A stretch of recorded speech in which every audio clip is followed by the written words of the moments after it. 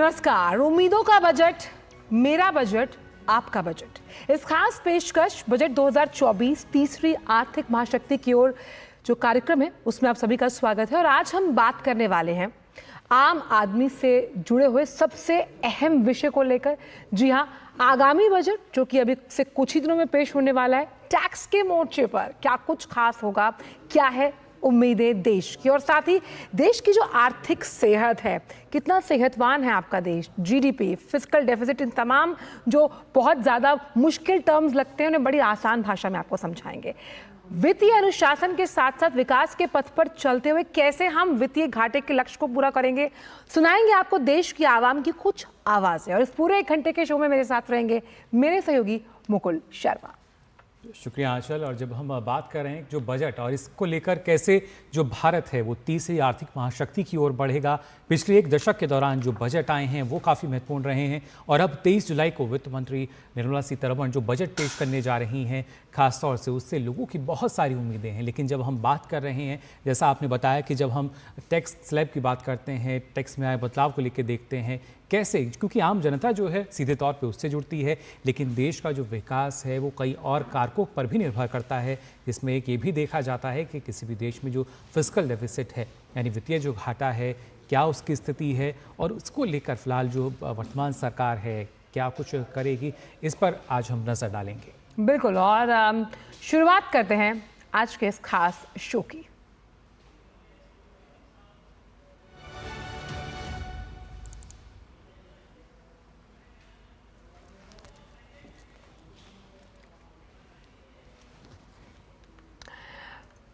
तो सबसे पहले रुक करते हैं कि अब जिसको हम मानते हैं टैक्स, आखिरकार कर के मोर्चे पर जिस तरह से सरलीकरण किया गया है और साथ ही साथ टैक्स में क्या कुछ उम्मीदें हैं, क्योंकि कई सालों से कोई बदलाव नहीं किया गया टैक्स स्लैब में, तो इस बार आम आदमी को कुछ मिलने वाला है या नहीं, देखते हैं इस खास रिपोर्ट के जरिए।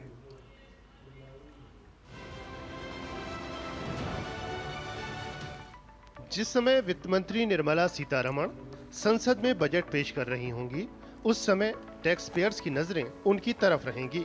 इस बार टैक्स पेयर्स को बजट से काफी उम्मीदें हैं। माना जा रहा है कि टैक्स पेयर्स को कई तरह की राहत दी जा सकती है।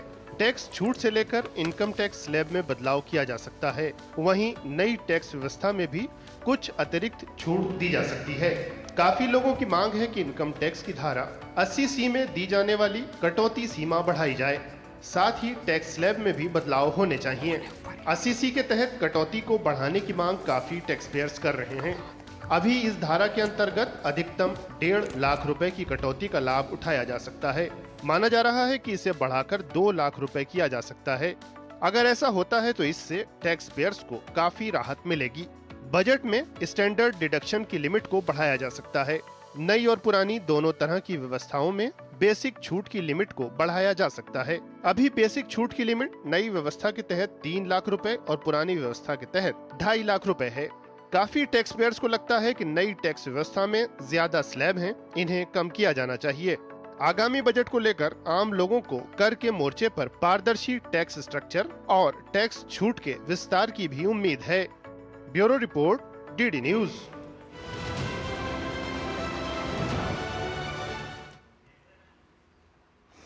जब भी कभी बजट आता था ना, तो घर में हमेशा यही चर्चा होती थी कि आखिरकार टैक्स के मोर्चे पर आम आदमी को क्या मिला।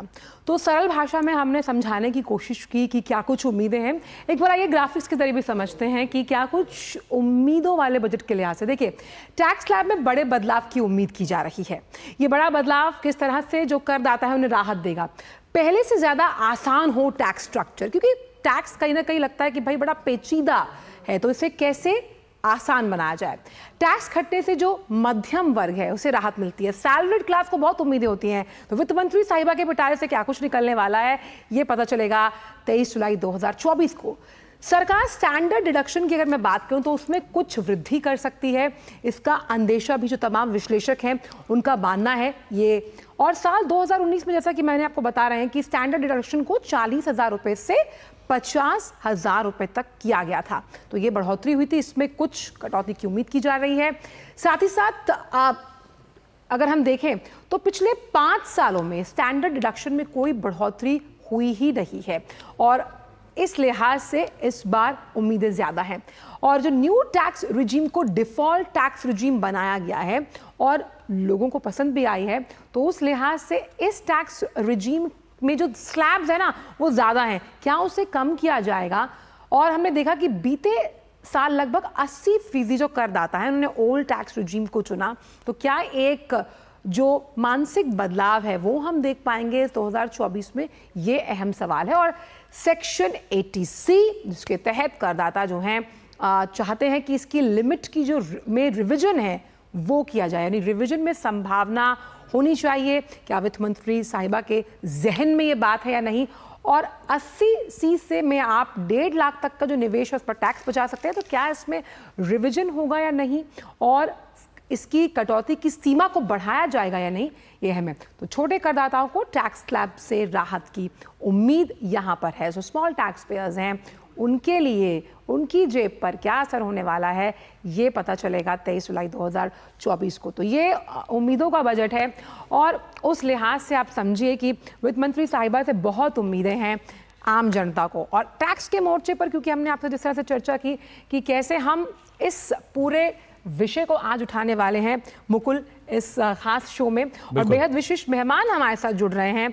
स्टूडियो में 2 मेहमान जुड़ेंगे, साथ ही साथ अगर हम बात करें तो जूम से भी, यानी कि स्टूडियो के बाहर से भी 2 मेहमान हमारे साथ हैं। अगर हम स्टूडियो में जो मेहमान मौजूद हैं उनसे आपका तारुफ कराएं। हमारे साथ डॉक्टर चरण Singh, eminent economist and CEO ईग्रो मौजूद है, बहुत बहुत स्वागत है सर आपका। साथ ही साथ नवीन वाधवा साहब है, टैक्स एक्सपर्ट है, कई बार जुड़ चुके हैं हमारे साथ शो पर taxman.com से, आपका भी बहुत बहुत स्वागत है। नवीन जी, पहला सवाल टैक्स से जुड़ा हुआ यही है कि हर आम आदमी को उम्मीद होती है कि भाई टैक्स में कुछ कटौती हो। इस बार वित्त मंत्री साहिबा के पिटारे से आप क्या कुछ उम्मीद कर रहे हैं कर के मोर्चे को लेकर? वित्त मंत्री मुझे लग रहा है आपको निराश नहीं करेंगे इस बार। अच्छा, ये एक रिचुअल, एक रीत है कि चुनावों के बाद जो भी बजट होता है उसमें कुछ ना कुछ फाइनेंस मिनिस्टर एक तोहफा देते हैं टैक्स पेयर्स को। आप 2014 का उठा के देखिए, जब टैक्स रेट्स में बदलाव किए गए थे, ATC की लिमिट बढ़ाई गई थी, इंटरेस्ट ऑन हाउसिंग लोन की लिमिट बढ़ाई गई थी। 2019 का इलेक्शन के बाद वाला बजट देखिए, इनफैक्ट उससे पहले जो पीयूष जी ने प्रेजेंट किया था उसी में ये 40 का 50 बढ़ाया गया था, उसमें कुछ बदलाव किए गए थे टैक्स रेट्स के। तो मुझे लगता है कि इस बार आपको निराश नहीं करेंगे और वही रिचुअल को आगे ले जाते हुए इस बजट में मुझे पूरी उम्मीद है कि कुछ टैक्स रेट्स में बदलाव होंगे। लेकिन जो टैक्स रेट्स में बदलाव होंगे वो न्यू टैक्स रिजीम में होंगे। ओल्ड टैक्स रिजीम में मुझे पर्सनली कोई उम्मीद नहीं है, क्योंकि जो कमीशंस की रिपोर्ट थी, जो इतना डिडक्शंस हो चुकी हैं टैक्सेशन के अंदर, इतना कॉम्प्लिकेटेड हो चुका है इनकम टैक्स एक्ट, उसको सिंप्लीफाई करने के लिए न्यू टैक्स रिजीम इंट्रोड्यूस किया गया। किसी भी तरीके का बदलाव ओल्ड टैक्स रिजीम में जो होगा वो गवर्नमेंट का जो प्लान है उसको डिरेल करेगा। तो गवर्नमेंट चाहेगी कि ज़्यादा से ज़्यादा लोग न्यू टैक्स रिजीम में आए। आज जैसा आपने भी अभी बताया कि 80% भी अभी तक लोग ओल्ड टैक्स रिजीम में जा रहे हैं, क्योंकि जो डिडक्शंस का जो ये ताना बाना बना हुआ है, ATC, 24B, ATD, इतनी सारी डिडक्शंस है जिससे आपको ओल्ड टैक्स रिजीम में बेनिफिट होता है। मैं खुद ओल्ड टैक्स रिजीम में जाता हूँ, तो न्यू टैक्स रिजीम में जाने के लिए एक सफिशिएंट इंसेंटिव होना चाहिए टैक्स पेयर्स के पास। तो मुझे लगता है कि शायद यानी न्यू रिजीम के लिए कुछ उम्मीदें, आपका मानना ये है कि जो उम्मीदें हैं वो पूरी होनी चाहिए इस बार के बजट में, बिल्कुल। और हम ये देखेंगे कैसे जो उम्मीदें हैं पूरी होती नजर आती हैं। फिलहाल आपको बता दें हमारे साथ 2 और खास मेहमान जुड़ चुके हैं। शुभमोय भट्टाचार्य जी जो कि वरिष्ठ आर्थिक पत्रकार हैं, वो हमारे साथ जुड़ चुके हैं, और साथ ही हमारे साथ जुड़े हैं जगदीश मित्रा जी, आप बोर्ड सदस्य हैं NSDC और NESCOM से। बहुत बहुत स्वागत आप दोनों का भी। यहाँ अब डॉक्टर चरण सिंह आपके पास में आना चाहूँगा। जब भी हम अर्थशास्त्र की बात करते हैं और उस लिहाज से जो बजट है काफ़ी अहम, लेकिन आम जनता का सरोकार यही होता है जो हम बात कर रहे हैं कि जो टैक्स है, टैक्स स्लैब जो है उसमें बदलाव होना चाहिए, जो छूट हमें मिलती है उसमें थोड़ा सा और इजाफा होना चाहिए। लेकिन इसका जो दूसरा असर है वो किस तरीके से हमारी अर्थव्यवस्था पर पड़ता है? तो हाँ, आप बिल्कुल ठीक कह रहे हैं कि आमतौर पे विश्वास यही है कि बजट आ रहा है तो टैक्स के ऊपर क्या होना चाहिए। पर मैं एक अर्थशास्त्री होने के नाते आपको बताना चाहूँगा कि बजट एक सिर्फ स्टेटमेंट ऑफ अकाउंट नहीं है, सिर्फ टैक्स का स्टेटमेंट नहीं है, पर एक सरकार की पॉलिसी भी बताता है और पॉलिसी किस दिशा में जा रही है, ये बजट का बहुत अहम रोल होता है। तो हर आदमी बजट को इस एंगल से देख रहा होता है कि हाँ, टैक्सेशन तो सिर्फ एक पहलू जी। है उस पॉलिसी को, किस तरीके पॉलिसी आगे बढ़ेगी। एक्सपेंडिचर उसका दूसरा पहलू है, पर इसका एक बहुत बड़ा पहलू ये भी होता है कि घाटा कैसे आएगा और कितना आएगा और उस घाटे को भरपूर कैसे किया जाएगा। तो ये सारी चीज़ें जो है, टैक्स है, एक्सपेंडिचर है, डेफिसिट है, सबके इकोनॉमिक इम्प्लीकेशंस होते हैं जी। इसके अलावा ये सारे बजट को रेटिंग एजेंसीज भी देख रही होती हैं। तो रेटिंग एजेंसीज डिसाइड कर रही होती हैं कि ये जो बजट आ रहा है इसमें किस तरीके की मजबूती नीतियों की आ रही है, कॉन्टिन्यूटी पॉलिसी की किस तरीके आ रही है, और ये आगे जाके किस तरीके देश में रोजगार देगा और देश में कैपिटल प्रोवाइड करेगा। आखिर देश की बढ़ोतरी के लिए एक तो एम्प्लॉयमेंट चाहिए, रोजगार, एक कैपिटल चाहिए जो फैक्ट्री में मिल के आउटपुट उत्पादन करता है जी। तो बजट का रोल देश की गति, जिससे देश आगे बढ़ रहा है, अर्थव्यवस्था आगे बढ़ रही है, एक बहुत अहम रोल होता है। बहुत अहम बात आपने कही है, क्योंकि जब हम अब बात करते हैं कि हमें वित्तीय अनुशासन भी रखना है और ग्रोथ यानी विकास को भी बढ़ावा देना है। शुभमॉय इस पर ज़्यादा रोशनी डाल पाएंगे। शुभमॉय, खास तौर पर अगर हम फिजिकल डेफिसिट की बात करें, जिसका जो अंदेशा जताया गया था वो 5.1% अगर हम बात करें जीडीपी 2024-25 की, जिसके लिए अब ये एम किया जा रहा है कि 4.5% कर दिया जाएगा फाइनेंशियल ईयर 2026 के लिए। क्या लगता है आपको कि जब हम बात यहाँ पर कर रहे हैं, वित्तीय अनुशासन को भी ध्यान में रखना है और हमें ग्रोथ को भी आगे लेकर चलना है, उस लिहाज से कई कड़े फैसले रिफॉर्मिस्ट खास तौर पर इस बार देखे जा सकते हैं बजट 2024 में? और लोगों को लगता है कि साधारणतः कि फिस्कल डेफिसिट यानी ये सब चीजें अपने आप हैं, टैक्स रिबेट कहीं और है जी। पर मैं कहूँगा कि इन दोनों में काफी गहरा संबंध यूं है कि फिस्कल डेफिसिट अगर कम रहेगा तो उससे भारत सरकार की छवि अंतर्राष्ट्रीय बाजारों में बहुत ज्यादा जोर शोर से आएगा, और ये छवि की वजह से भारत सरकार के लिए बोरोइंग का जो कॉस्ट है वो कम रहता है, और वो कमी की वजह से भारत में जो कंपनियां हैं, सारे कंपनियों के बोरो करने का, उन सारे कंपनियों के लिए अपने डीए साधन जुटाने का जो प्रक्रिया है वो आसान हो जाएगा, यानी कि उनके लिए रेट ऑफ इंटरेस्ट कम रहेंगे, सॉफ्ट रहेंगे। और यही सॉफ्टनेस अगर रहेगा तो फिर लोगों के लिए एम्प्लॉयमेंट, जिसकी हम बहुत बड़ी बात करते हैं, उसका साधन बढ़ जाता है। जी, तो बिल्कुल। फिस्कल का कम रहना एक बहुत इंपॉर्टेंट चीज है, लोगों के लिए ज्यादा एम्प्लॉयमेंट के प्रोविजंस आए।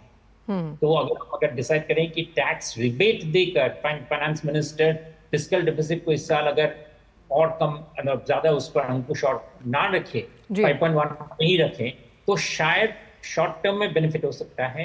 लेकिन अगर हम ज्यादा देश में ज्यादा तबके के लोग जो हैं, जिनके लिए एम्प्लॉयमेंट की जरूरत है, जिनको ज्यादा हम कहते हैं लोअर इनकम ग्रुप से आगे लाने की जरूरत है, तो शायद उनके लिए उतना बेनिफिशियल ना हो। जी बिल्कुल। साथ ही जगदीश जी, आपसे भी जानना चाहूँगा, क्योंकि जब जैसे कि रोज़गार की बात हम कर रहे हैं, रोज़गार लगातार बढ़ रहा है और उसके साथ साथ टैक्स पेयर की जो संख्या है उसमें भी इजाफा हम देखते हैं, और दूसरी तरफ जो एक अगर रेवेन्यू कलेक्शन देखा जाए तो वो भी बढ़ता हुआ नज़र आता है, और ये एक आवश्यक है क्योंकि देश का हमें विकास अगर करना है, फिर चाहे इंफ्रास्ट्रक्चर की बात की जाए, दूसरे क्षेत्रों की बात की जाए, तो आपके पास फंड होना ज़रूरी है और उस लिहाज से काफ़ी अहम हो जाता है। आप किस तरीके से देखते हैं?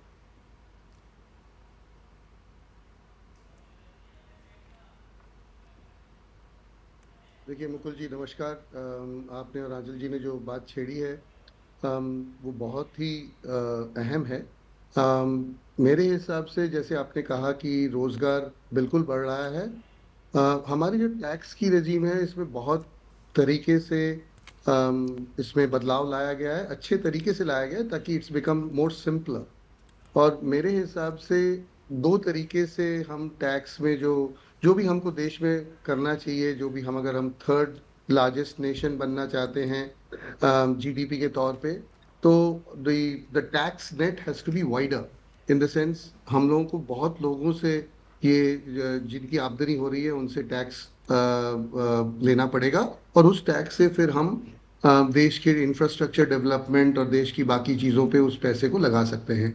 लेकिन उसके लिए मेरे हिसाब से दो चीजों की जरूरत है। जी। एक जो है, आप टैक्स रेजीम को सिंपल और कर दीजिए ताकि लोगों के लिए टैक्स भरना और लोगों के लिए टैक्स कैलकुलेट करना और सिंपल हो जाए। और जो टैक्स रेट की बात चल रही है, ये टैक्स रेट हम अगर थोड़ा नीचे कर दें तो I think you will get a larger amount of people participate in this process. And I think जैसे हम किसी भी मल्टीप्लायर को जानते हैं कि या तो हम एक चीज को बढ़ा दें जो कि अमाउंट को बढ़ा दें और लोगों को कम रखें, और तो एक नंबर आता है। मेरे हिसाब से आप अमाउंट को कम करें और ज्यादा लोगों को टैक्स नेट में लाएं तो उसके हिसाब से आपके टैक्स की आमदनी में बढ़ोतरी होगी। जी नवीन जी, क्योंकि हमने देखा था कि 2014 में जब सरकार आई थी तब ATC को बढ़ाया गया था, यानी 1 से 1.5 लाख किया गया था, उसके अंतर्गत जो भी तमाम योजनाएं होती हैं।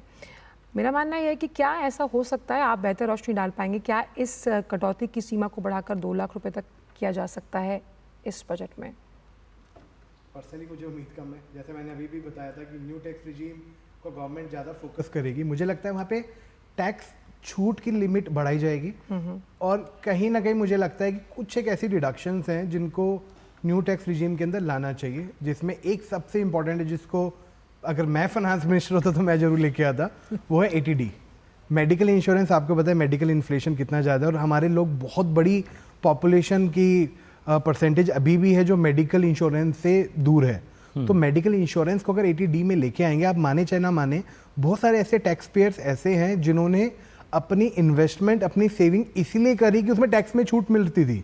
चाहे मैं अपना हाउसिंग लोन लूँ, चाहे मैं अपने लाइफ इंश्योरेंस के अंदर इन्वेस्ट करूँ, काफ़ी लोगों ने सिर्फ टैक्स के बेनिफिट को, इसी तरीके से इसी वजह से काफ़ी अच्छी सेविंग्स इंडियन हाउस होल्ड की हुई है। मुझे लगता है कि अगर मेडिकल इंश्योरेंस को न्यू टैक्स रिजीम में कवर किया जाए तो एक बहुत इंपॉर्टेंट स्टेप होगा। दोनों तरीके से ज़्यादा से ज़्यादा लोग न्यू टैक्स रिजीम की तरफ आकर्षित होंगे, क्योंकि जो टैक्स का जो बेनिफिट है वो न्यू टैक्स रिजीम में मुझे ज़्यादा दिखेगा, जो कि अभी तक मुझे ओल्ड टैक्स रिजीम में, अगर मैं सिर्फ ATC और ATD को भी कवर करूं तो भी मेरे लिए ओल्ड टैक्स रिजीम मेरे लिए बेनिफिशियल है। उसके बाद तो अगर इंटरेस्ट ऑन हाउसिंग लोन, बहुत सारी ऐसी डिडक्शंस है, उसकी हम बात ही नहीं करते। यही है कि जो न्यू रिजीम है उसमें थोड़ा सा आकर्षण हमें पैदा करना होगा, तभी ज़्यादा से ज़्यादा जो लोग हैं, जो टैक्स पेयर हैं, उस तरफ अपना रुख कर पाएंगे। आगे भी ये जो चर्चा है हमारी जारी रहेगी, बताएंगे आपको जो बजट है आगामी, इससे और किस तरह की उम्मीदें हैं जनता की, और टैक्स को लेकर क्या कुछ रहेगा, और जो खासतौर से फिस्कल डेफिसिट है उसकी क्या स्थिति, इस पर भी आपको एक रिपोर्ट यहाँ दिखाएंगे। लेकिन फिलहाल रुकने एक छोटे से ब्रेक के लिए। दादी के हाथों का जादू और खुशबू से महकता घर। MDH गरम मसाला, असली मसालों से भरा हूँ मैं, क्योंकि हर रिश्ता है स्वाद से जुड़ा। बात जब पीढ़ियों के लिए बनने वाले घर की हो तो जिम्मेदारी बड़ी हो जाती है। गैलेंट समझता है ये जिम्मेदारी। अब MM रिब्स के साथ गैलेंट एडवांस TMT रीबार, निर्माण का रियल हीरो।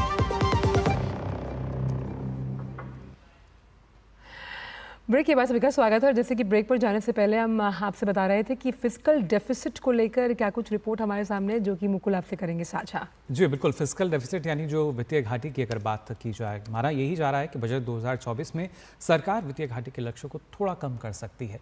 जानकारों का मानना यही है कि मजबूत आर्थिक विकास और बेहतरीन टैक्स कलेक्शन के चलते सरकार वित्तीय घाटे के मोर्चे पर ज़्यादा मुश्किलों का सामना सरकार को नहीं करना पड़ेगा। आइए देखते हैं ये खास रिपोर्ट।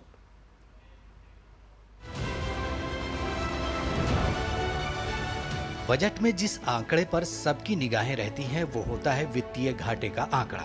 घरेलू निवेशक हो या फिर विदेशी निवेशक, शेयर बाजार हो या फिर वित्तीय बाजार, सभी ये समझना चाहते हैं कि बजट में सरकार वित्तीय अनुशासन को लेकर क्या रुख अपनाती है।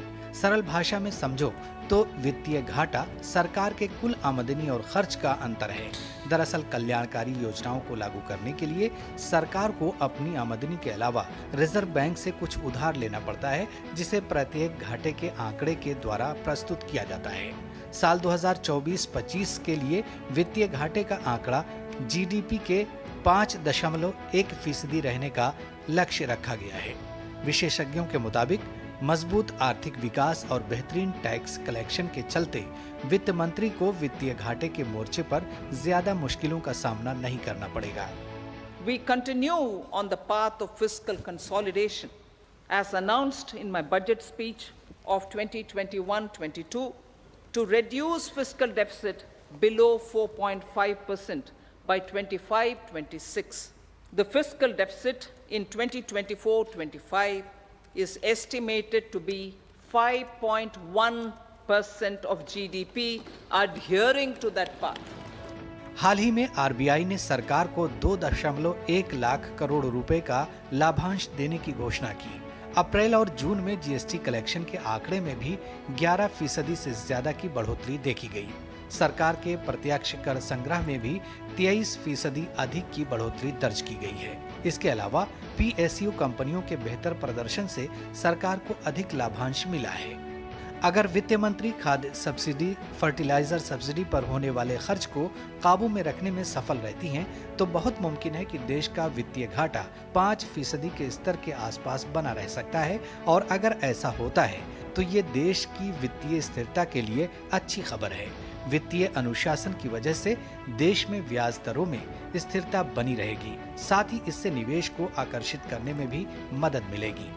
अजय मिश्र की रिपोर्ट, डीडी न्यूज।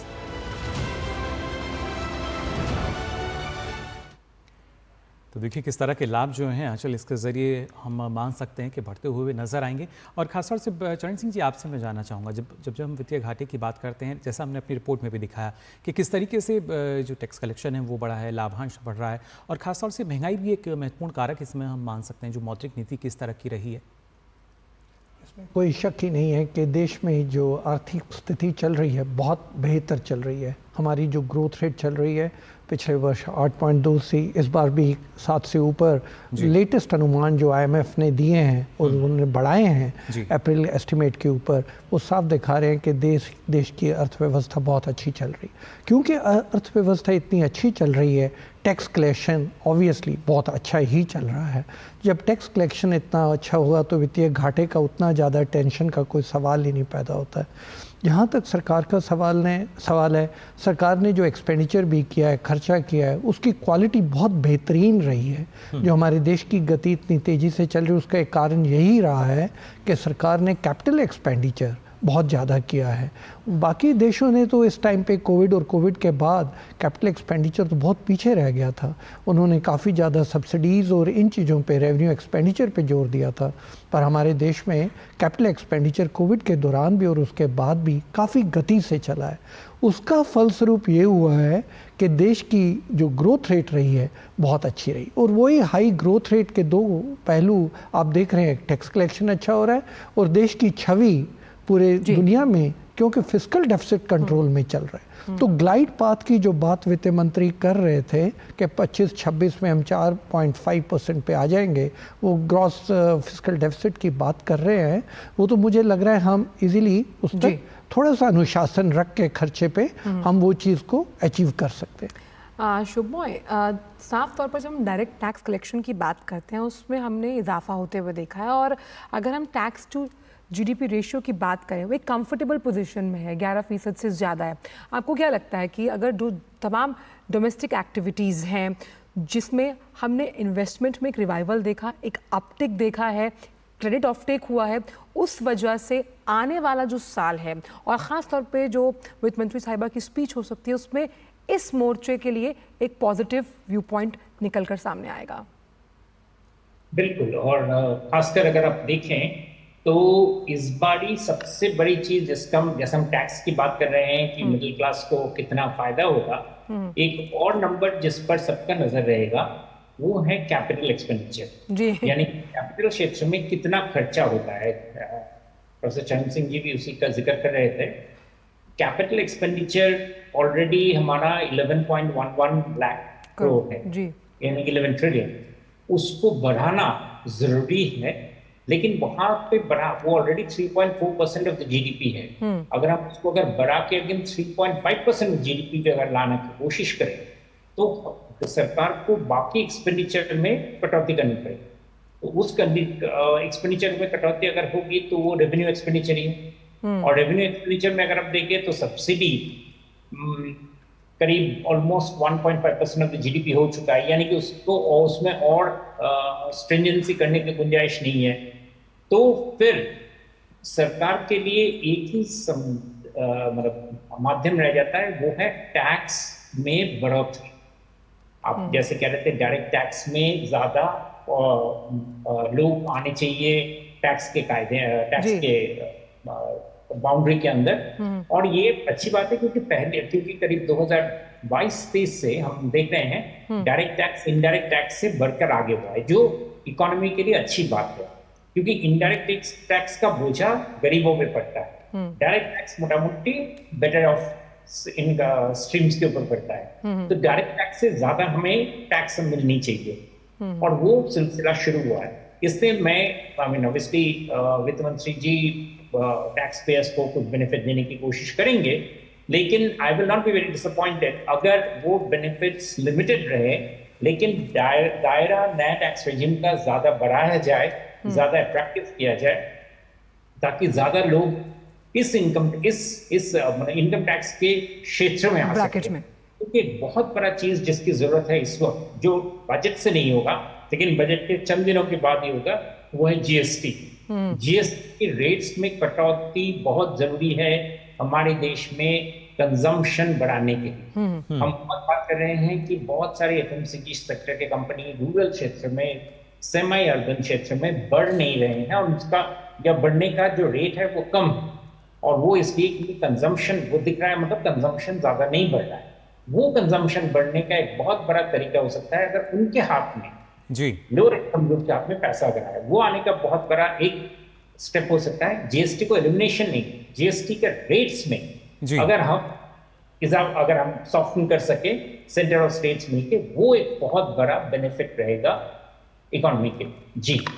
जी बिल्कुल, जो जीएसटी दरें हैं जाहिर तौर पर प्रभावित भी करती हैं, और अब से पहले जो जीएसटी काउंसिल की बैठक हुई थी जाहिर तौर पर इस तरह का मंथन भी उसमें हुआ था कि जब आगामी बजट है तो उसमें क्या कुछ नया हमें देखने को मिल सकता है।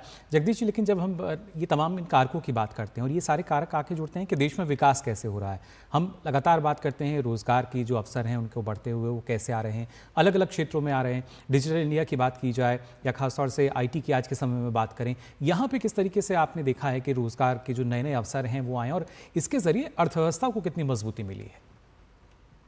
देखिए मुकुल जी, जो मैं आईटी क्षेत्र से हूँ, सो थोड़ा आईटी क्षेत्र में जिस तरह से नौकरी बढ़ी है, और जैसे हमने शुरू में आपने और आंचल जी ने और बाकी पैनल मेंबर्स ने कहा कि हमारे देश के लिए सबसे बड़ी ज़रूरत जो है हमारे यहाँ बढ़ती हुई युवा, और युवा के लिए नौकरी का व्यवस्था करना, ताकि उससे बाकी लोगों को नौकरी मिले और एम्प्लॉयमेंट की जो रेट है वो बढ़े। उसमें एक आईटी इंडस्ट्री का बहुत बड़ा योगदान रहा है दोनों तरफ से, नौकरी के लिए और फॉरेन एक्सचेंज को देश में लाने के लिए।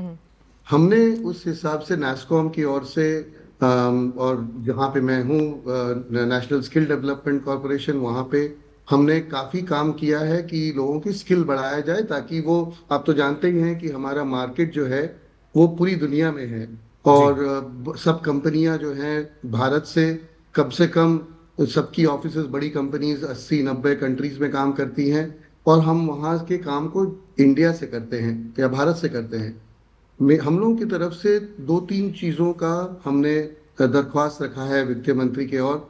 एक रखा है कि ये जो बाहर की कंपनीज यहाँ आ रही हैं, उसे हम कहते हैं ग्लोबल कैपेबिलिटी सेंटर्स या GCCs, इन पे बहुत बढ़ोतरी हुई है। अभी कम से कम 1680 के आसपास कंपनीज हैं जो बाहर से आके यहाँ काम कर रही हैं, लेकिन इनको एक प्रॉब्लम हो रहा है, वो ये है कि हम इनको ट्रांसफर प्राइसिंग का जो हमारा रेजीम है, या जब वो कुछ भी सामान यहाँ बनाते हैं सिंपल तौर पे और उसको हम बाहर विदेश में बेचते हैं, तो उसको जो प्राइस डिफरेंस कहते हैं उसको ट्रांसफर प्राइसिंग कहते हैं। उसका जो रेजीम है उसको हमको सिंपल करना पड़ेगा। आज के दिन में वो प्रॉफिट रेट्स जो हमने लगा रखी है जिसके ऊपर लोगों को राहत मिलेगी, वो बहुत हाई पे है, और हमने 3 चीजों को मिक्स कर रखा है, R&D डेवलपमेंट और रेगुलर कैपेबिलिटी बिल्डिंग। जबकि हम जानते हैं जब हम ऑफिस सेटअप करते हैं तो हम अलग अलग उस तरीके से हर कंपनी को नहीं देखते हैं, तो वो एक है। और दूसरा जो आप देख ही रहे हो, हम और हमारे सरकार ने भी बोला है और बहुत अच्छा काम हुआ है स्टार्टअप इंडिया, डिजिटल इंडिया पे, कि बहुत सारे नए उद्योग आ रहे हैं स्पेशली टेक्नोलॉजी पे, और वो एक रोजगार का बहुत अच्छा उपाय है और लोगों को एम्प्लॉयमेंट देने की बहुत अच्छी उपाय है। उसको हमें सिंपल करना पड़ेगा। आज के दिन में एंजल टैक्स चल रहा है जिसका हमने रिक्वेस्ट किया है कि उसको इवैल्यूएट कीजिए, और ये भी हमने रिक्वेस्ट किया है कि जो कंपनियां बाहर गई हैं इक्विटी के तौर पर, उनको अलाउ कीजिए कि वो हमारे मार्केट में आके आईपीओ वगैरह करे और यहाँ से हमारे इन्वेस्टर्स को पैसा डालने के मौका दे और उससे पैसा से उनकी बढ़ोतरी करने की मौका दे। सो हमने ये 2-3 चीजों पे हमें लगता है कि अगर सरकार इस पे ध्यान दे तो इसके थ्रू जो आईटी इंडस्ट्री ने नौकरी और एम्प्लॉयमेंट में बढ़ोतरी की है वो और कई गुना बढ़ेगा और भारत का चित्र विदेश में और पूरे विश्व में बहुत अच्छी तरह से उभर के आएगा। बिल्कुल, सर्विस सेक्टर में जब हम बात करें तो आईटी का प्रमुख योगदान है और तमाम सेक्टर्स को क्या कुछ मिलेगा ये सभी की निगाहें हैं। नवीन जी, क्योंकि हम यहाँ पर तमाम सेक्टर्स का जिक्र कर रहे हैं, ऐसे में कैपिटल गेन टैक्स की अगर बात की जाए तो रियल एस्टेट को बहुत उम्मीदें हैं, मार्केट को भी काफ़ी उम्मीदें हैं कि भाई इसमें वित्त मंत्री क्या कुछ करने वाली हैं। कैपिटल गेन टैक्स के मुद्दे पर और इस मोर्चे पर आपकी क्या आशाएं हैं? मेरी आशा है कि कैपिटल गेन रिजीम को थोड़ा सा सिंप्लीफाई किया जाए।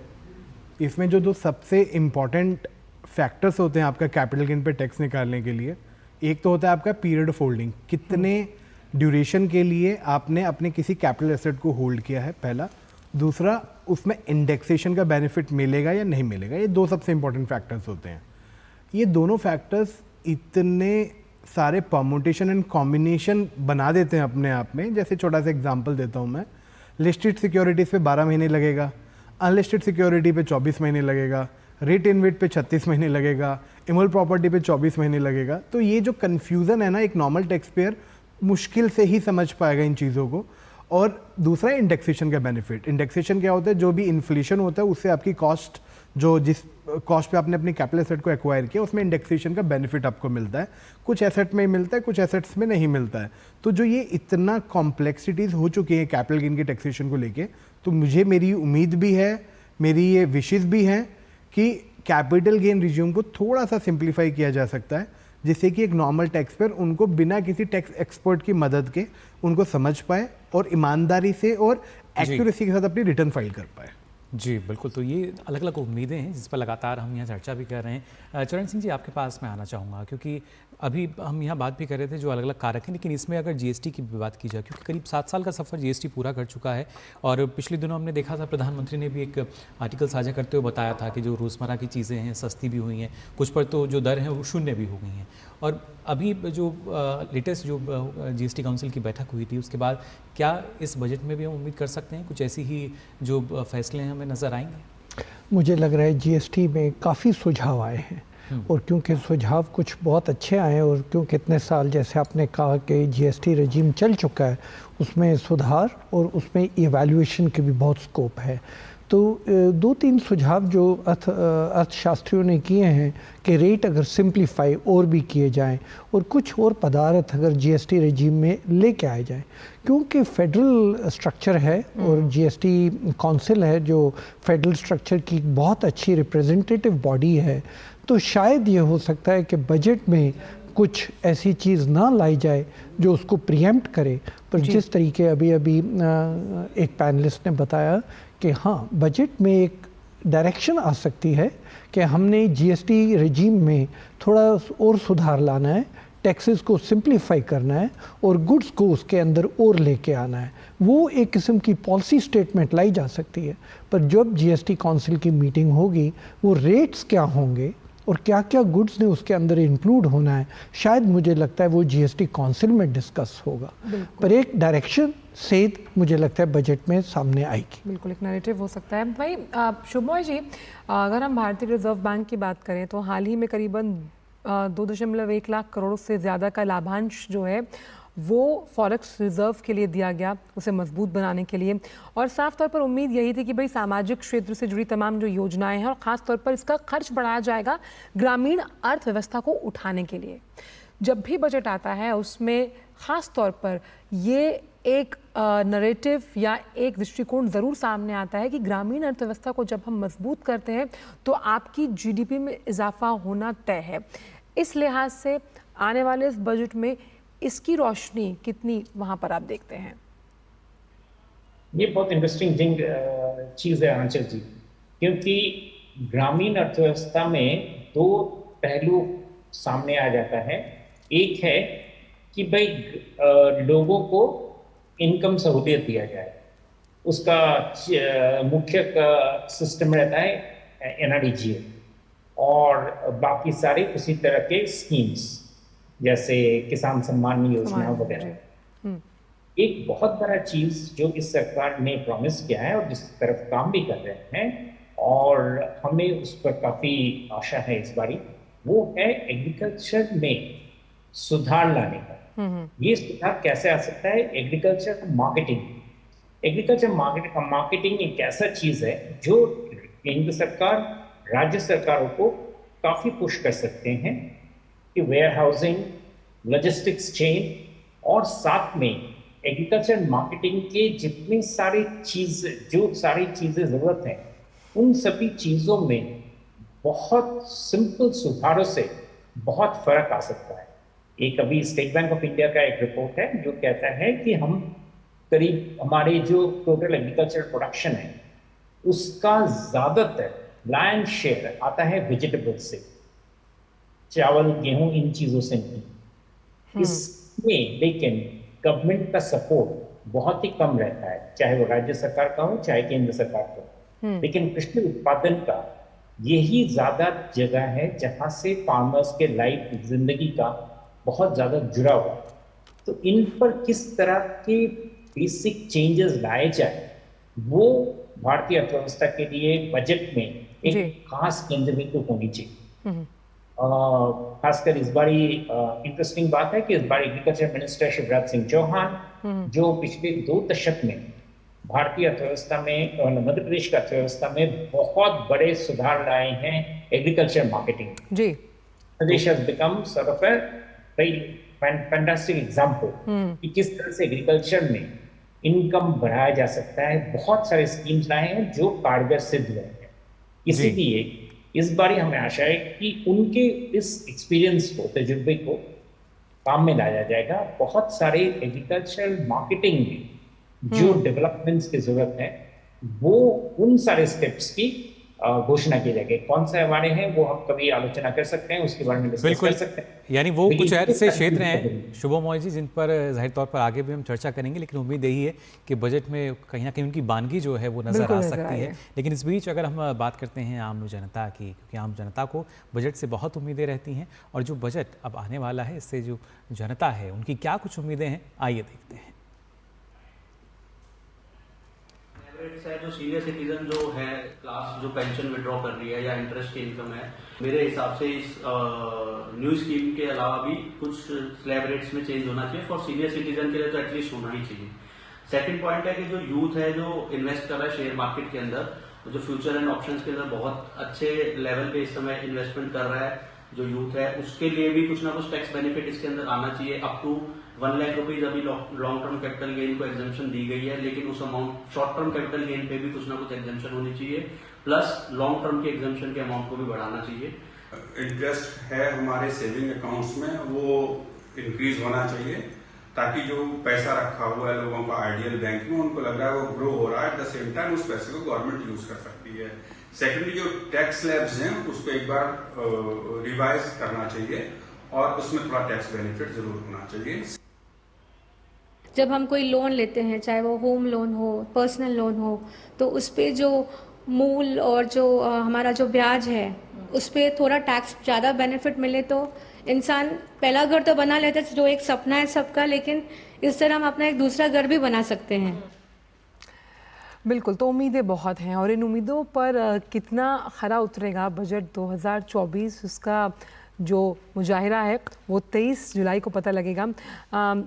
साफ तौर पर कोशिश यहाँ पर यही है कि जो आर्थिक सेहत है वो कितनी फलती फूलती हुई नज़र आ रही है ये हमें देखना होगा। शुभमोय, हमें ये भी समझना होगा कि जिन तमाम आर्थिक फैक्टर्स का हम यहाँ पर जिक्र कर रहे हैं, जो इनोवेशन भी लेकर आए, निवेश लेकर आए, एक रिजिलियंट इकोनॉमी हम यहाँ पर देख रहे हैं, प्राइवेटाइजेशन और एसेट मोनेटाइजेशन के साथ साथ खास तौर पर कॉरपोरेट सेक्टर की एफिशिएंसी को कितना बड़ा कारक आप मानते हैं जीडीपी ग्रोथ ड्राइवर के रूप में? बहुत ज़्यादा।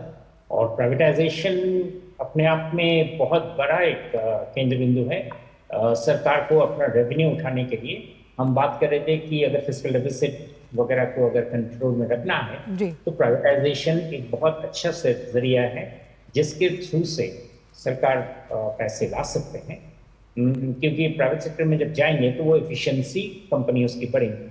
आप खासकर देख सकते हैं, अभी तो टेलीकॉम कंपनी की बात हो रही थी, जिस टेलीकॉम कंपनी सरकारी हाथ में है, लेकिन शायद ही कोई ऐसे होंगे जिनको हमारे पूरे दशकों में जिनके पास उसका कनेक्शन होगा। तो ये कोई अच्छी बात नहीं है, इसलिए प्राइवेटाइजेशन बहुत ही ज़रूरी है। साथ में कॉर्पोरेट एफिशिएंसी बढ़ाने का एक बहुत बड़ा इम्पोर्टेंट स्रोत है पावर सेक्टर रिफॉर्म्स। और पावर सेक्टर रिफॉर्म्स केंद्रीय बजट में बहुत सारे कारगर स्टेप्स लिए गए हैं पिछले कई सालों में, और इसके वजह से हमारे देश के साथ दूसरे देशों के बीच में जो एफिशिएंसी का जो डिफरेंस है, उस डिफरेंस को काफ़ी हद तक कम करता है अगर पावर की जो प्राइस है इंडस्ट्रियल कंज्यूमर के, बिजली की जो प्राइस है वो अगर कम होता है तो रिन्यूएबल एनर्जी की तरफ सरकार जो ध्यान दे रहे हैं कि रिन्यूएबल एनर्जी से पावर प्राइसेस कम रहेंगे, ये बहुत ही सराहनीय स्टेप है, क्योंकि ये हमें चाहिए। एनर्जी एफिशिएंसी, एनर्जी सफिशिएंसी, ये दोनों इतना ठोस कदम है। हम आर्टिफिशियल इंटेलिजेंस की बात कर रहे हैं, हम सेमीकंडक्टर की बात कर रहे हैं, सभी चीज़ों का बेसिक रिक्वायरमेंट है इलेक्ट्रिसिटी स्टेबल अनसिक्योर, और वो पूरा इलेक्ट्रिसिटी सेक्टर का केंद्र बनता है कि वो कितना एफिशिएंटली चलता है, उसमें कितने इन्वेस्टमेंट्स आ रहे हैं। तो इसलिए पावर सेक्टर में किस तरह के चेंजेस आ रहे हैं, किस तरह के चेंजेस बजट में भी इंडिकेट करते हैं, ये बहुत बड़ा रहेगा। कॉर्पोरेट सेक्टर के लिए ये खासकर बहुत इंपॉर्टेंट है। आप देखेंगे रिसेंटली बात चल रही थी कि उत्तर प्रदेश सरकार ने हाइब्रिड कार के ऊपर टैक्स बहुत सारा घटा दिया, इससे बहुत बड़ा चेंज आ गया है। बहुत सारे कंपनीज बहुत एक्साइटेड हो गए हैं। केंद्र सरकार और राज्य सरकार मिलकर इस तरह के स्टेप्स अगर और लेंगे जी, तो कंपनीज में बहुत बड़ा उछाल आ सकता है in terms of their productivity efficiencies, और हम वो इसका मतलब बेसिकली हम इसका बहुत बड़ा एक्सपेक्टेशंस रखते हैं कि इन सारे सकारात्मक स्टेप्स देश के लिए बहुत ज़्यादा जरूरी है। स्किलिंग वो एक और चीज़ है, बट वो भी केंद्र सरकार के लिए बजट के थ्रू से इंडिकेट करने का बहुत संभावना है। जी, यानी बेहतर समन्वय जो है वो हमें देखने को मिलना चाहिए। स्किलिंग और रीस्किलिंग। बिल्कुल। अब साथ ही यहाँ जगदीश जी आपसे हम जानना चाहेंगे, क्योंकि जब अभी हाल ही में IMF ने जो अपनी रिपोर्ट दी उसमें सीधे तौर पर यही कहा गया कि जो ग्रामीण अर्थव्यवस्था है वो मजबूत स्थिति में है, उसी वजह से लगातार एक स्थिरता जो है, वित्तीय स्थिरता वो देखने को मिल रही है, जिस वजह से आर्थिक वृद्धि दर जो है उसमें लगातार रेटिंग एजेंसियां जो हैं उन्हें बदलाव करना पड़ा, संशोधन करना पड़ा। ऐसे में क्योंकि जब हम स्किल की बात ही कर रहे हैं, क्योंकि हमने देखा है कि अंतर्राष्ट्रीय स्तर पर भी हमारे जो कौशल केंद्र हैं वो स्थापित हो चुके हैं, ऐसे में जो रूरल इकोनॉमी है, जो ग्रामीण अर्थव्यवस्था है, वहाँ से कैसे जो एक युवा है वो अब ना सिर्फ पहले हम लोकल की बात करते थे, लेकिन अब वो ग्लोबल हो चुका है, तो कैसे ये सफ़र जो है अर्थव्यवस्था में मददगार हो रहा है? देखिए मुकुल जी, जो हम जानते हैं कि हमारे देश की बहुत बड़ी धरोहर है और बहुत बड़ा एसेट है हमारे युवा। We are a young nation compared to a lot of the bigger nations and across the world. So one of our biggest assets, हमारा सबसे बड़ा एसेट हमारी युवा है। तो जो हम जो नेशनल स्किल डेवलपमेंट कॉरपोरेशन और उनकी सारी जो बाकी स्किलिंग सेंटर्स ने जो काम किया है वो बहुत ही सराहनीय काम किया है, लेकिन इसको और हमको आगे ले जाना है। जैसे आपने कहा आईटी को आपने देखा है कि किस तरह से आईटी में स्किल्स होने की वजह से हम लोगों ने पूरे देश में अपना नाम नंबर 1 पे रखा है और बहुत सालों से रखा है, और बहुत बड़ा एक रकम जो इस देश में आता है वो आईटी की वजह से आता है। लेकिन आज ये स्किल्स की रिक्वायरमेंट बाकी जगह में बहुत बढ़ रही है। मैं जानता हूं कि बहुत सारे एग्जांपल्स हैं जहां पे यूरोप में हेल्थ केयर यानी कि जो नर्सेज और बाकी जो हेल्थ सर्विस प्रोवाइडर्स की रिक्वायरमेंट है वो बढ़ रही है, बैंकिंग प्रोफेशनल्स की रिक्वायरमेंट बढ़ रही है, कहाँ पे कंस्ट्रक्शन हो रहा है उसकी रिक्वायरमेंट्स बढ़ रही हैं। सो जो हमारे पास जो स्किलिंग सेंटर्स बढ़ रही हैं हर चीज में, इवन खेल के लिए स्किलिंग सेंटर खोल रखा है हमने, ताकि वो जिम ट्रेनर, फिजियोथेरेपिस्ट, ये सारी चीजों का जो हमारा ट्रेनिंग हो रहा है ये हम आज के दिन में गांव में जितना ले जाएं वहाँ के युवा को उतनी ज़्यादा नौकरी मिलेगी, उनकी ज़्यादा चांसेस मिलेगी, ना कि सिर्फ देश में लेकिन विदेश में। और ये सबसे बड़ी बात है कि ये जो मैं खुद कुछ ऐसी मीटिंग्स में, विदेश की मीटिंग्स के विदेश के जो लोग आए हैं वो बात करने के लिए आए, उन्होंने हमारे स्किलिंग सेंटर्स को देखा, हमारे स्किलिंग प्रोग्राम्स को देखा NSDC के अंदर, और समझा कि हमारा जो प्रोग्राम है वो काफ़ी स्ट्रांग है और ग्लोबली कॉम्पिटिटिव है। हमको सिर्फ इसको और बढ़ोतरी देना है और हर गांव में इनकी स्किलिंग सेंटर्स खोलनी है ताकि वहाँ के युवा को मौका मिले जी। ये मेरे हिसाब से एक बहुत बड़ा पहल होगा लोगों को नौकरी देने के लिए। बिल्कुल, ये एक महत्वपूर्ण कारक है और खासतौर से नवीन जी, क्योंकि जब रोजगार का सृजन होगा तब ज़्यादा से ज़्यादा टैक्स के दायरे में लोग आते हुए नजर आएंगे, टैक्स पेयर की संख्या बढ़ेगी और उसका जो परिणाम है यही कि देश के विकास को गति मिल सकेगी। नवीन जी। बिल्कुल बिल्कुल। जितने ज़्यादा लोग टैक्स के दायरे में आएंगे उतना ज़्यादा हमारे लोग ऑर्गेनाइज सेक्टर से जुड़ेंगे और उतनी ही बेटर गवर्नमेंट जो है वो पॉलिसीज़ बना सकती हैं। आज के डेट में एक बहुत बड़ा आंकड़ा अनऑर्गेनाइज सेक्टर में काम करता है, जो कि MSME है या पूरी तरीके से अनऑर्गेनाइज सेक्टर है, जिनके आंकड़े सरकार के पास पूरी एक्यूरेसी के साथ नहीं पहुंचते हैं। तो जितना एम्प्लॉयमेंट बढ़ेगा, जितना ऑर्गेनाइज सेक्टर के अंदर बढ़ेगा, तभी आप देखिए कि पहले लोग टैक्स रिटर्न फाइल करने से इसलिए डरते थे कि उनको टैक्स लायबिलिटी उनकी बनती थी। अभी क्या है कि टैक्स का जो दायरा है, जो मिनिमम एग्जाम्पशन लिमिट है, वो अब 7 लाख तक हो चुका है। मैं अभी न्यू टैक्स रिजीम की अगर मैं बात करूँ तो ऐसे केस में लोगों को कोई डर नहीं है, लोग बिल्कुल बेनिश्चिंत होकर अपने रिटर्न फाइल करते हैं, अपना रिफंड क्लेम कर सकते हैं, क्योंकि लगभग आज की डेट में 40 ऐसे सेक्शंस हैं जिसमें आपका TDS कटता है। तो कहीं ना कहीं हर एक टैक्स पेयर का, चाहे आपका टैक्स बनता है ना बनता हो, लेकिन आपका TDS जरूर कटता है। तो वही पैसा आप रिफंड क्लेम करते हैं ITR फाइल करके। तो ये सारी चीज़ें आपस में इतनी कनेक्टेड है कि जितनी रोजगार बढ़ेगा उतना TDS का आंकड़ा बढ़ेगा और उतना ही रिटर्न फाइलिंग का भी आंकड़ा बढ़ेगा।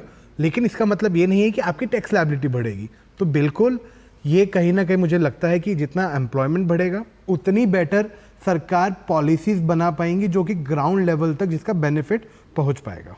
नवीन जी, आपने बहुत अहम बात कही है। अगर इसको इस तरह से भी लें, क्योंकि रिफ़ंड की प्रोसेस को आपको लगता है कि काफ़ी और आसान किया गया है, आपका रिफ़ंड बहुत जल्दी आता है और इसलिए टैक्स, जिसको एक बहुत ज़्यादा पेचीदा विषय समझा जाता है, लोग टैक्स भरने से डरा करते थे, सरकार ने इस मोर्चे पर बहुत काम किया। और सोशल रीइंस्ट्रक्चरिंग किस तरह से रीइंफोर्समेंट की जा सकती है, ताकि क्योंकि आपके पास जब आप ITR फाइल करते हैं, आपका रिफ़ंड जल्दी आता है, तो एक मोटिवेशन, एक इंसेंटिव आपके दिमाग में क्रिएट होता है टैक्स के प्रति।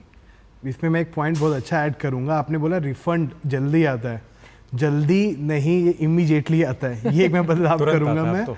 मैंने कल ही अपने कुछ फैमिली मेम्बर्स की रिटर्न फाइल करी है। मैंने 3 बजे रिटर्न फाइल करी है, 6 बजे मेरे पास रिफंड का ऑर्डर आ चुका था कि आपका रिफंड प्रोसेस हो चुका है, 1-2 दिन के अंदर अकाउंट में आ जाएगा। और ये एक रिटर्न की बात नहीं कर रहा मैंने अपनी HGF की रिटर्न फाइल की, जो भी सेम डे उसका रिफंड रिलीज हो गया और मंडे तक मुझे लग रहा है कि मेरे अकाउंट में वो क्रेडिट भी हो जाएगा। ये एक एज अ टैक्स पेयर जो पिछले 15 साल से इनकम टैक्स को फॉलो कर रहा है, मुझे लगता है शायद मैं कोई ड्रीम देख रहा हूँ, जहाँ पहले रिफंड क्लेम करने के लिए मुझे कई चक्कर लगाने पड़ते थे डिपार्टमेंट में। जी बिल्कुल, लेकिन ये कोई सपना नहीं, अब तो हकीकत है। बहुत पॉजिटिव चेंज है और इसी पॉजिटिव चेंज की स्वीकार्यता हमने देखी कि कर के मोर्चे पर सरलीकरण किया गया।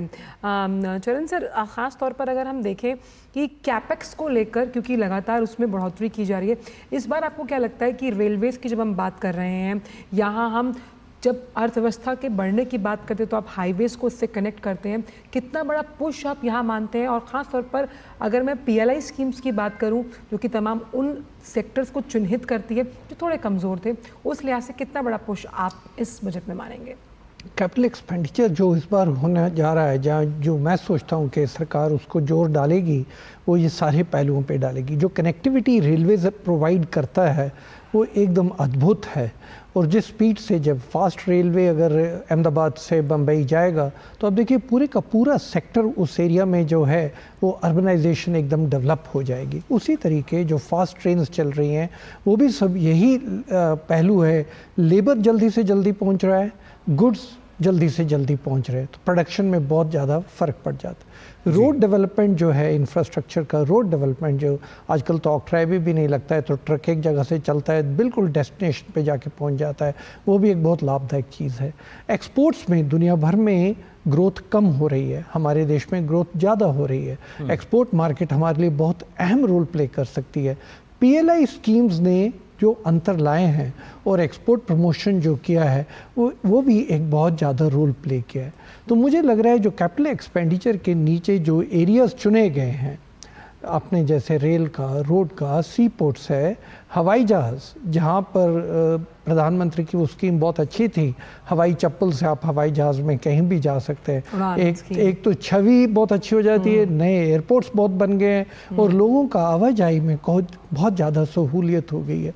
तो मुझे लगता है ये सारे इंफ्रास्ट्रक्चर प्रोजेक्ट्स जहाँ तो इकोनॉमिकली बेनिफिट दे ही रहे हैं, एम्प्लॉयमेंट दे रहे हैं, गुड्स एंड सर्विसेज प्रोवाइड कर रहे हैं, वहाँ पर एक साइकोलॉजिकल इम्पैक्ट बहुत अच्छा जनरेट कर रहे हैं, जिससे प्राइवेट सेक्टर को भी क्राउडिंग इन हो रहा है और प्राइवेट सेक्टर को भी लगता है कि हम इसमें आके देश की गति में योगदान डाल सकते हैं। जी बिल्कुल। और शुभमोही जी, जैसा कि चरण सिंह जी ने कहा कि जो इसका इम्पैक्ट है वो हमें नज़र आता है, लेकिन इसका जो इम्पैक्ट है जब हम फिस्कल डेफिसिट की बात करते हैं और ख़ासतौर से वैश्विक आर्थिक वृद्धि दर की अगर बात की जाए तो वो हमें 3.2% नज़र आती है। तो वहीं भारत की जो बात की जाए GDP ग्रोथ की, वो 7% या उससे भी ज़्यादा रहने का अनुमान है और माना ये भी जा रहा है कि इसमें स्थिरता अगर रही तो आने वाले सालों में वो करीब 8% भी रह सकती है।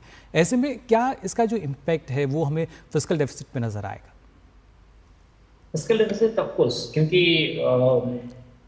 5.1 से 4.9 होने का इस बार बहुत स्ट्रांग उम्मीद है और आगे भी उससे ज़्यादा शायद जाना इस वक्त सही नहीं होगा, क्योंकि बहुत सारे एक्सपेंडिचर रिक्वायरमेंट्स है जिसका हम लोग पहले ही डिस्कशन कर रहे थे जी। तो बट इवन 4.9 एक जो S&P ने जो मार्गदर्शन किया, जो एक्सपेक्टेशन रखा है, उसके हिसाब से अगर हम देखें तो ये बहुत ही सराहनीय कदम है। और फिस्कल डेफिसिट, जैसे मैंने कहा कि इसका देश में एम्प्लॉयमेंट वगैरह से इसका बहुत बड़ा ताल्लुक है। बिल्कुल, कि इसको कम होना और इस पर अंकुश रहना साधारण देश के लिए अच्छी बात है जी। और देखेंगे इस वक्त इस मुद्रास्फीति का जो दर है, जो करंट अकाउंट डेफिसिट्स हैं, ये दोनों और जो इंडिकेटर्स हैं जो इकोनॉमी के हालत को बताते हैं, इन दोनों का भी हालत अभी स्टेबल। तो इन सभी चीजों को देखते हुए इस वक्त अगर फिस्कल डेफिसिट कंट्रोल में रहे तो, और जो रहेगा तो कंट्रोल ही नहीं, अगर उसको इम्प्रूव किया जाए कि 5.1 से 4.9 की तरफ अगर आ जाए इस वित्तीय वर्ष के लिए, तो हमारे लिए सच में will be something which would be economy के लिए एक बहुत बड़ा पॉजिटिव सर्टिफिकेट, पॉजिटिव टिकट। काफ़ी बेहतर ये रह सकता है आंचल, और क्योंकि कोशिश लगातार वही की जा रही है, महंगाई जो है उसको नियंत्रित रखा जा रहा है और साथ ही साथ रोज़गार को बढ़ावा मिल रहा है। और EPFO की जो ताज़ा रिपोर्ट आई है उसमें भी यही झलकता है कि कैसे रोज़गार के अवसर बढ़ रहे हैं। बिल्कुल, और क्योंकि ये जो खास सीरीज़ है ये पोस्ट बजट भी चलेगी, लेकिन फिलहाल आप सभी मेहमानों का इस मंच पर जुड़ने के लिए और अपने विचार साझा करने के लिए बहुत बहुत शुक्रिया। तो एक बात तो साफ है, तमाम पैनलिस्ट का ये मानना है कि जो तमाम जो घरेलू कारक हैं बहुत स्ट्रॉन्ग है। रिजिलियंट इकोनॉमी के साथ जो एक ग्रीन ब्राइट स्पॉट हम मानते हैं, उसमें भारतीय अर्थव्यवस्था की सेहत बहुत अच्छी है और उम्मीद की जा रही है कि तमाम जो बातें कही गई हैं यहाँ पर वो पहुँचेंगी वित्त मंत्री तक, और इसीलिए टैक्स पेयर्स को भी कहीं ना कहीं कोई कटौती ज़रूर मिलेगी। बिल्कुल, और जो उम्मीदें हैं ज़रूर पूरी होंगी इस बजट से। फिलहाल इस पेशकश में बस इतना ही। हम दोनों को दीजिए अनुमति। नमस्कार।